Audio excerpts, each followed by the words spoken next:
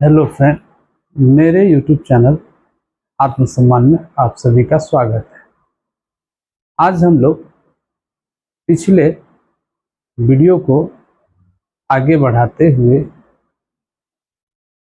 हड़प्पा सभ्यता के बाद हम लोग वैदिक सभ्यता की बात कर रहे थे। तो वैदिक सभ्यता की जब बात कर रहे थे तो उसमें हम लोगों ने विभिन्न तरह के विद्वानों के मतों को जाना और पढ़ा कि आखिरकार विभिन्न तरह के विद्वानों का उसमें क्या मानना था।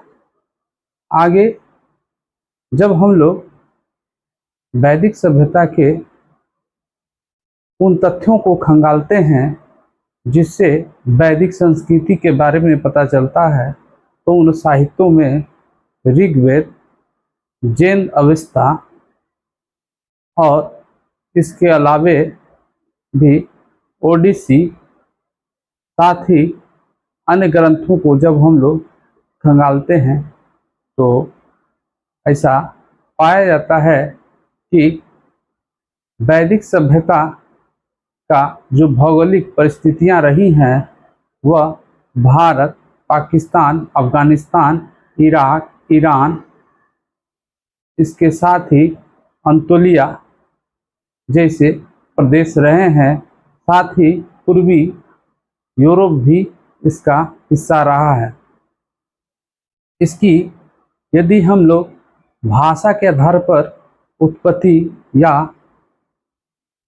संस्कृति देखें तो पता चलता है यह भारोप्य परिवार के लोग होते हैं। भारोप्य भाषा इन सभी जगहों पर बोली जाती हैं। तो ऐसा लग रहा है कि इन लोगों का जो संबंध रहा है वह पूर्वी Europe, Iran, Iraq, Afghanistan, Pakistan और भारत जैसे प्रदेशों में रहा है। इसके अलावे भी आर्य जो है कई जगहों पर गए और अपना प्रचार प्रसार शुरू किया। अपनी संस्कृति के बदौलत इन्होंने बहुत कुछ हासिल किया। इनकी यदि जीवनी को हम लोग देखें, यानी ये भारोप्य भाषा बोलने वाले आर्यन की यदि बात करें तो जिन जिन प्रदेशों की हम भौगोलिक चर्चा कर रहे हैं तो इनका जो व्यवहार, इनकी जो संस्कृति रही है, पशु पालन, कृषि, इसके साथ ही ये लोग घोड़े को पशु के तौर पे रखते थे और रथ यात्रा यानी रथ का भी ये लोग इस्तेमाल करते थे। घोड़े गाड़ी का भी इस्तेमाल करते थे और घोड़े को जो है ये लोग युद्ध के तरह इस्तेमाल करते थे, यानी युद्धों में वो अच्छे नस्ल के घोड़े का इस्तेमाल करते थे। तीरंदाज जो है इन लोगों का बहुत अच्छा था, ये लोग तीर धनुष का इस्तेमाल किया करते थे।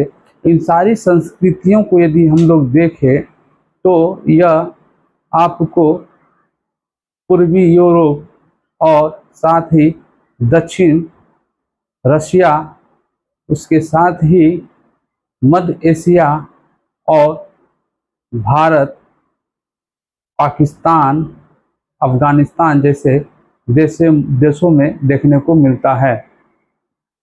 इस प्रकार कह सकते हैं कि ये आर्यों का जो आगमन था यह विभिन्न क्षेत्रों से होकर भारत में भी प्रवेश हुआ और इस तरह से आकर ये सप्त सिंधु में आकर बस गए।